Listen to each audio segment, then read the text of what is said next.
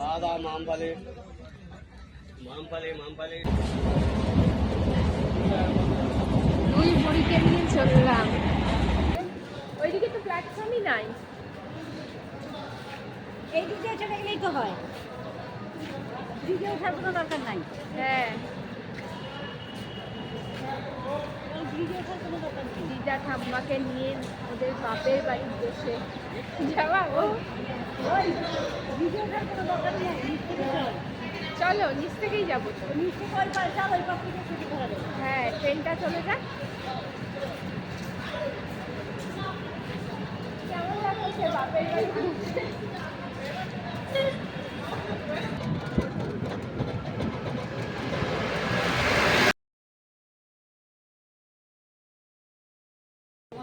এখন আমরা আছি কালিয়াগঞ্জে নাগ মন্দির। নাগ না নাথ, এই যে মঙ্গলচণ্ডী ঠাকুর।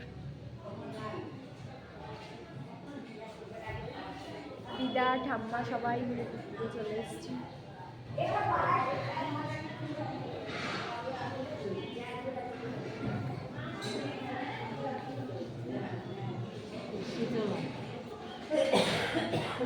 মা শীতলা,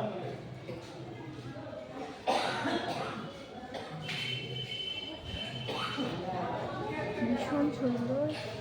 কালকে থেকে এখানে কীর্তন শুরু হবে।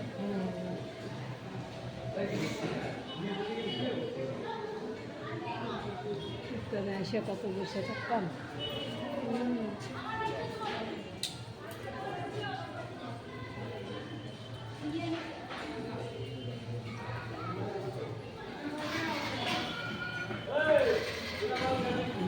কি সুন্দর না মুখটা।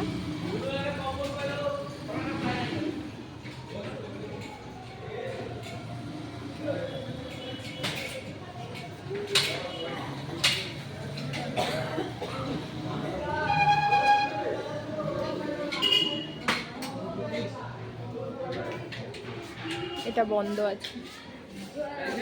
ওই হাতুড়িটা কোথায় রাখছিলা? তোমাকে ওখান থেকে নিচে বসে নিছিলা? টেবিল থেকে হাতুড়িটা নিছিলা? হ্যাঁ? এই যে দিদা, দেখলা কি হচ্ছে ওখানে? বললাম বিন্দু মাত্র একটু প্রসাদ হাতে দিবা না, বলে না আজকে আজকে প্রসাদ দিবে না। দিবে না। এটা তো প্রসাদ না, এটা রান্না হচ্ছে। ছোলা কিনতে পারবা। যখন বাপের বাড়ির দেশে এসে দেখা হয় নিজের এখানকার লোকের সাথে, তখন মানে এত আনন্দ পায় দিদা ঠাম্মারা। তো একজনের সাথে দেখা হয়েছে, বসে বসে গল্প করছে এখন মন্দিরে। এই যে দুজন এখন গল্প করছে। দুজন গল্প করুক, আমি আর ওদের ডিস্টার্ব করবো না।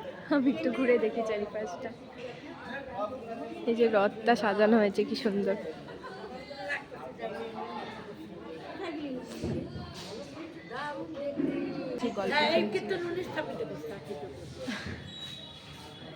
ট্রেন এখনো একটু দেরি আছে, ট্রেনের টাইম হয়ে গেলে আমরা স্টেশনে যাব। পাশেই স্টেশন। বসে বসে এখন আমি গল্প শুনছি। এই যে বাসের গাড়ি আসতো, এইরকম জাপটায় ধরতো, ও যেটা মানে আবদার করতো ধরতো, কেউ এটা না দিয়ে তো পারতো না। তাহলে ও এসে রাখবে গল্প হচ্ছে, অনেক পুরোনো দিনের অনেক অনেক গল্প।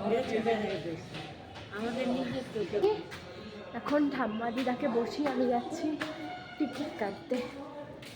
প্রচণ্ড হাঁপিয়ে গেছে, অনেকটা হেঁটে আসতে হলো। আর ওভারব্রিজটাও বেশ বড়। তো এখন টিকিটটা কেটে আনি, ট্রেন আসলে বাড়ি। এই যে ওভারব্রিজটা ভীষণ বড়। তো চলো এখন যাই, টিকিটটা কাটে গিয়ে।